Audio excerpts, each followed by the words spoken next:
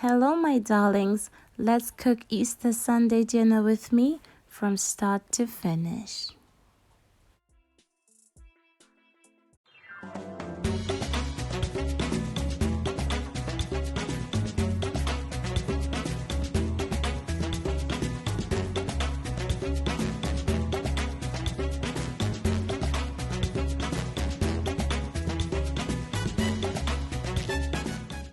So, first things first, I'm starting with whatever is going to take the longest to cook.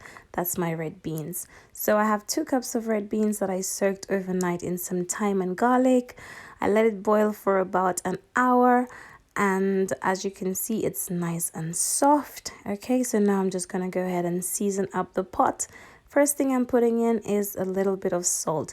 This is about a teaspoon of salt. I always start with about a teaspoon and then adjust it as I go along because you really don't want to make it too salty. Okay, and I also just remove the sprigs of thyme because there's no use for it again. Then I'm going with 2 heaping tablespoons of my homemade green seasoning. You guys know that I use this in everything. It's a blend of spring onions, parsley, all that green good stuff.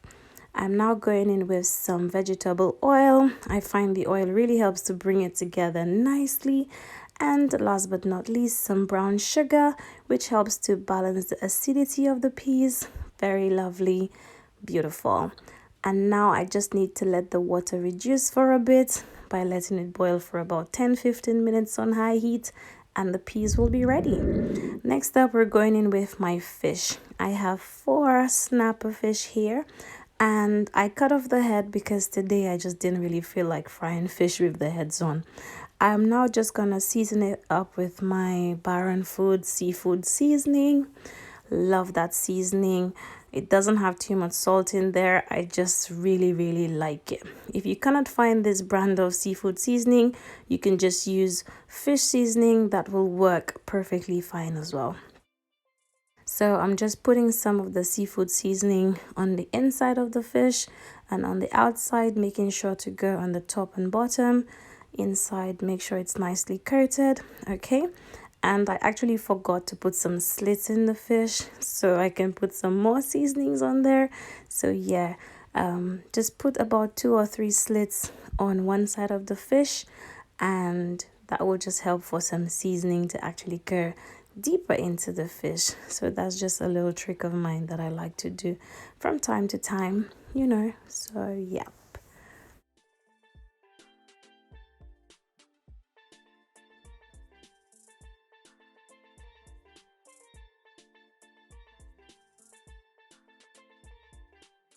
Okay, so now that my fish have all the slits, I'm going in with my Old Bay seasoning, and I'm just gonna go ahead and put a generous amount of Old Bay seasoning, ensuring to get this into the slits. Okay, just season the fish with it on the top, on the bottom, inside, in the slits, everywhere. Just put a generous amount of Old Bay seasoning on there. Okay, now this Old Bay seasoning, very similar to all-purpose seasoning. Don't have Old Bay, you can just use your fish seasoning. That will work perfectly fine as well. And because the seafood seasoning and the Old Bay has salt, I didn't add any salt to this because it's really no point. You're just gonna end up with salty fish. I don't want that. So now you just want to massage it in. Make sure the fish is coated beautifully. As you can see, it is seasoned to perfection. It looks really well seasoned. Okay, so I like to just set it to one side for about 10-15 minutes while I work on a little flour batter. Over here I am using plain flour. This is about a half a cup of plain flour, and I'm just gonna season it up lightly with some of that seafood seasoning, and I'm also gonna be putting just a little bit of black pepper in there as well. Okay, you really don't need much, just a little bit of seafood seasoning, black pepper, and some sazon will do the trick. This sazon, I love it so much. It's a seasoning I got from the Caribbean, very similar to Old Bay. So yeah, I just love using it when I'm frying chicken, when I'm frying fish, and I just really love that nice color that it gives. Okay, so now I'm going in with some oil, and I was actually gonna go ahead and fry my fish, But then I remembered I had plantains to do. So I decided, you know what? Let me fry the plantains in the oil first and then do the fish.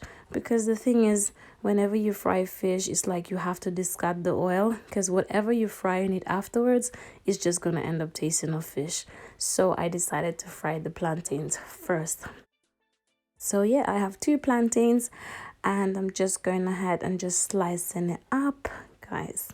Just slicing it up in about 2-3 pieces each, and we are gonna be frying these till it's nice and golden brown. You guys have seen me fry plantains so many times, but anyway, considering this is a cook with me from start to finish, I might as well just show you everything.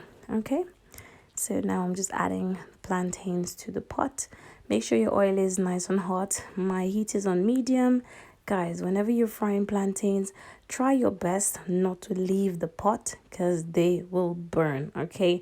It's literally something you have to babysit. The minute you blink, it will burn. So yeah, add all of them to the pot. It takes about 2-3 minutes to fry because you got to flip it on both sides. And yeah, very straightforward to do, really. So I'm just flipping it over. Some of them are going to get nice and golden before the others, which is fine. So you just want to take out whatever is nice and golden and just flip the rest. Ensure that it's nicely cooked before you take it out, because you don't want to be eating no raw plantains, okay? So yeah.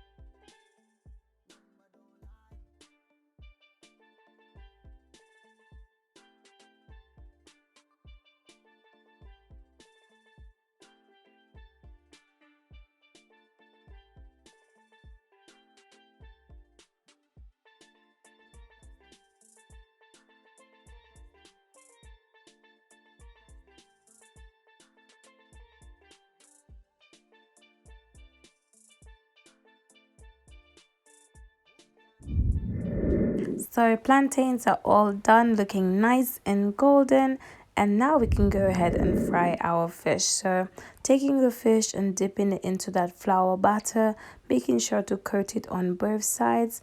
Now usually I don't fry my fish with any flour on it, but just because I'm going to be dipping these into a sauce later on, I find the flour just helps to hold it a little bit more firm.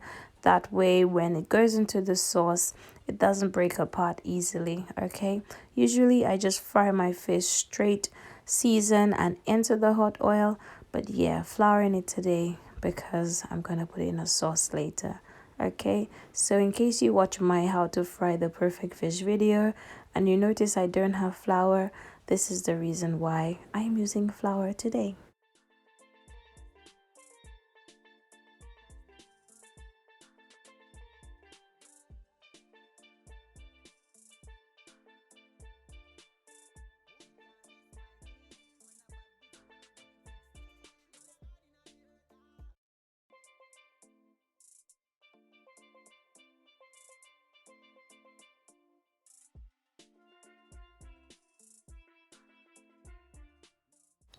So there goes my last piece of fish into the pot, and I'm gonna be allowing that to fry for about 5-6 minutes on either side. My heat is actually on medium to high, and this is because we're frying fish. Listen, if you fry it on low heat, it's gonna stick, it's gonna break, a lot of things are gonna go wrong. Make sure your oil is nice and hot, medium at least, okay?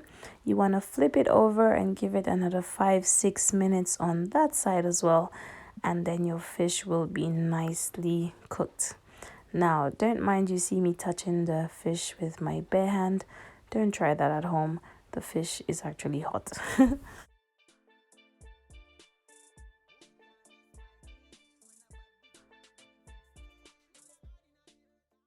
Okay, so after about 10-12 minutes, my fish is actually ready to be removed, but I just flipped it over on the other side yet again, just in case it didn't get enough color, but the fish is actually cooked. You don't want to fry the fish for too long because that can cause it to dry out, okay?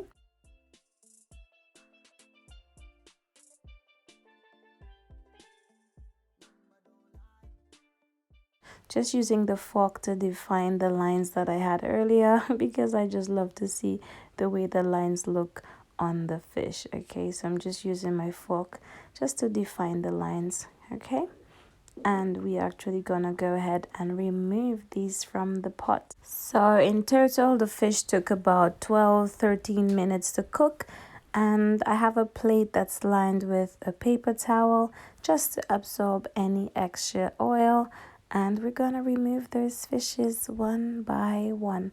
They look so beautiful, so nice, and it's nice and crispy on the outside as well. So yeah, this fish is just gonna be so tasty.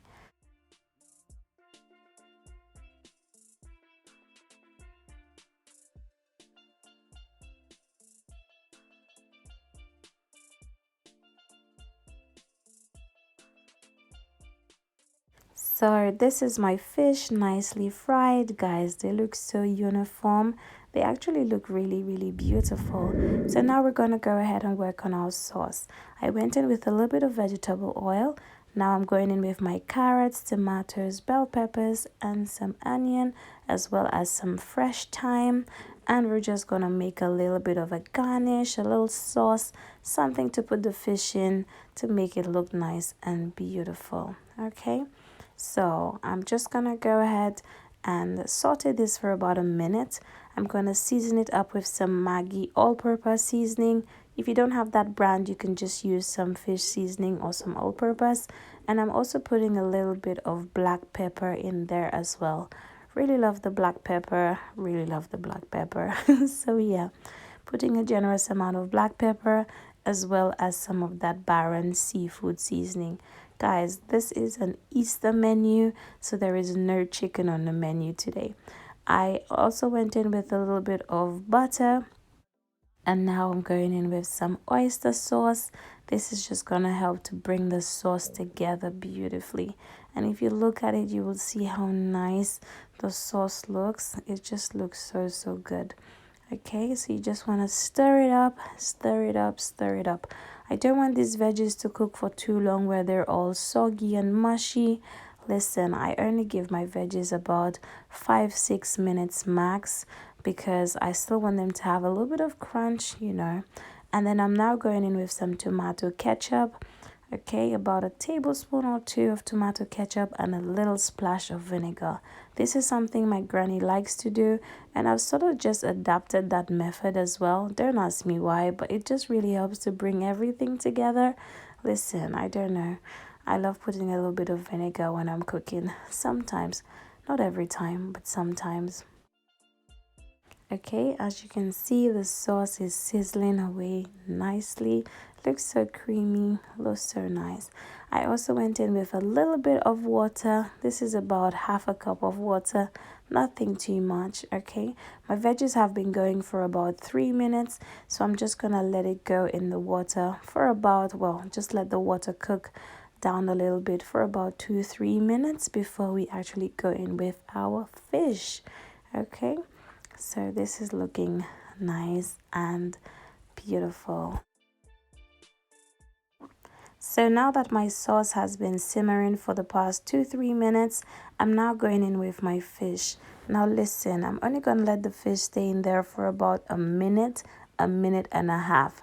Nothing more than that. I don't really like wet fish. I don't like fish in sauce. I don't like my fish being wet and soggy. It's just something that I've never really liked. But I want to have a little sauce for my fish. Okay, so what I'm doing is just flipping the fish over enough to coat it into the sauce, but not so much so that it absorbs it and it gets wet all the way through. Okay, so you just want to flip it over, let it stay on that side for about 5 seconds, and then you just flip it back and that will be done. You know, I don't even want it to soak up too much of that sauce. Okay, literally just wanted to wet the outsides only. Okay, so yeah, flip it over And guys, this looks so beautiful. It looks really, really, really nice. Give this video a big thumbs up if you think the fish looks really, really good.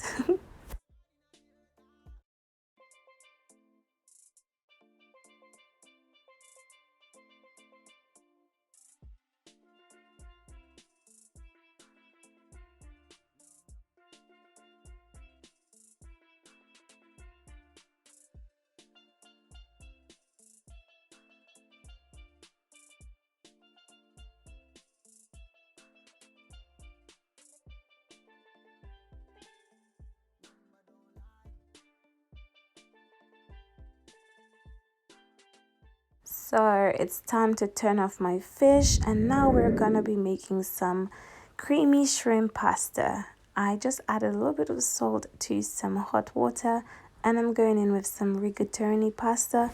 I usually use penne, but for some reason I could only find this one, and I really don't mind. It actually looks quite fancy, to be honest. Now we need to just allow the pasta to boil for about 10-11 minutes. Okay, you don't want to overcook it. 10-11 minutes max, and then you want to drain it off. Okay, so while my pasta is boiling, I have some shrimp. I just want to season it up. I'm going in with some all-purpose seasoning, and if you don't have the Maggi one like I mentioned, you can just use any all-purpose seasoning that will work. I'm also going in with some of my seafood seasoning as well. Love this seafood seasoning. And then I'm going in with some smoked paprika. This helps for some color as well as a little bit of flavor. And last but not least, some of my homemade green seasoning. Now you just want to mix this up using the spoon, because I just want to mix this up as quick as possible. Now the green seasoning is just so beautiful. It's just gonna help to bring this together so nicely. This works with everything from chicken to shrimp, in sauces, in rice, in eggs. It is amazing, and I do have a recipe for the green seasoning. All you need to do is just search my channel for TERRI-ANN'S Kitchen green seasoning, and I have 2 recipes up.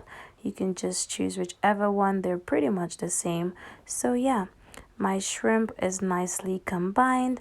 Want to set it to one side for about 5 minutes, and now we're gonna get started on the sauce. I'm going in with some garlic butter.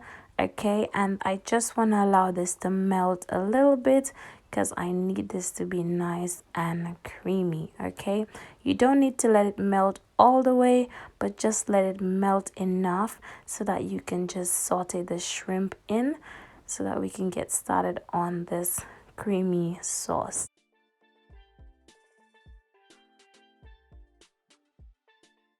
So now that my butter is melted, I'm just going in with my shrimp.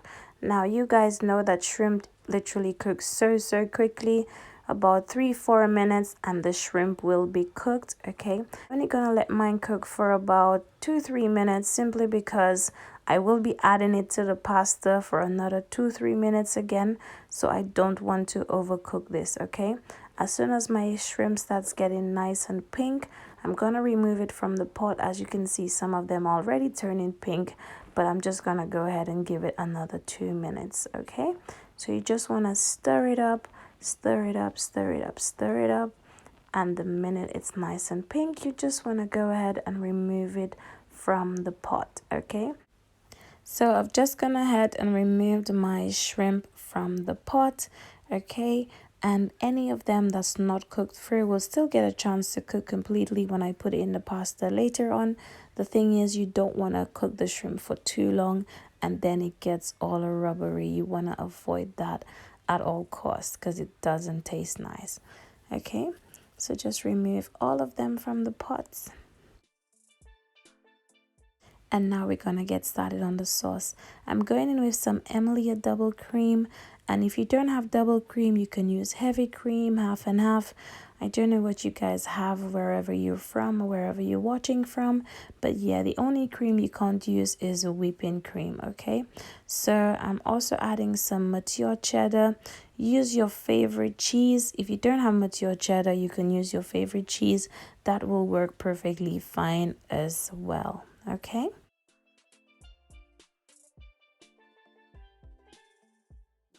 To season it up, I'm going with some Maggi all-purpose seasoning again. Use your favorite all-purpose seasoning. It doesn't have to be this brand.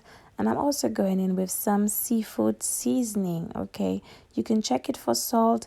If you want to add a little pinch of salt, you can definitely do that. But the Maggi all-purpose and the seafood seasoning has enough salt for my liking, as well as all that leftover juices from the shrimp. So you just need to be a little bit mindful of the salt intake. So now I'm just going in with my cooked pasta, and I just want to stir it into that nice creamy delicious sauce. Okay, I don't want it to be too creamy. I feel like it needs to have that right balance of creaminess for me, because if it's too creamy, I just find it to be a bit too rich. Now look at that. Oh my goodness, all that delicious shrimp and the juices just went in, and you just want to stir that up. Guys, that looks so good.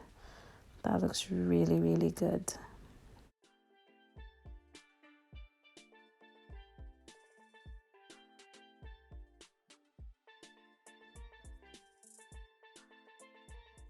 Gonna add a little bit of smoked paprika just to finish it off nicely. Okay, I just love adding paprika to dishes like these. I find it really helps to bring it together nicely, you know. Although paprika doesn't really taste like much, but yeah, it's doing something.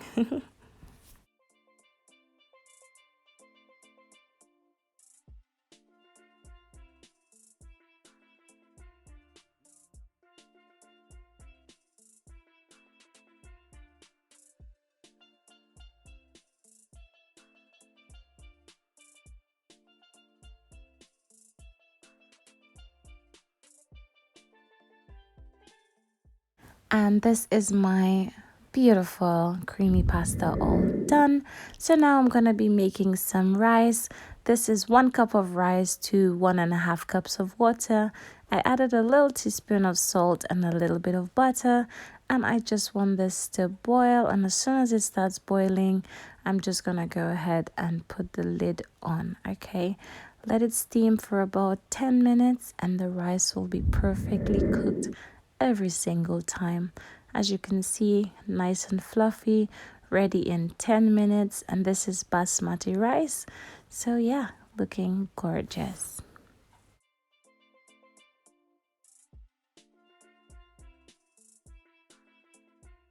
So last up on the menu, I'm just making some coleslaw. This is 1 medium carrot grated and a small slice of cabbage. I added a splash of vinegar, a little sprinkle of sugar, and some mayo. Guys, you've seen me make my coleslaw many times. If you want a detailed recipe on the coleslaw, all you need to do is just search TERRI-ANN'S Kitchen coleslaw for a more detailed recipe, but this one is pretty straightforward. It's just a little bit of cabbage, carrots, splash of vinegar, a little pinch of sugar and mayo, and that's it really. And I just want to combine it till it's nice and creamy. And this is all there is to my coleslaw. Oh, let's not forget some black pepper. The little bit of black specks you can see is black pepper, of course. So this concludes Let's Cook With Me from start to finish. We have my creamy shrimp pasta, my plantains, we have my coleslaw, my rice, my peas, my beautiful fish and sauce, as well as some avocado. Guys, I hope you enjoyed all of the recipes. Thank you so much for watching. This is the finished plate. Happy Easter. Thank you so much for tuning in, and I will see you again in my next one. Bye bye.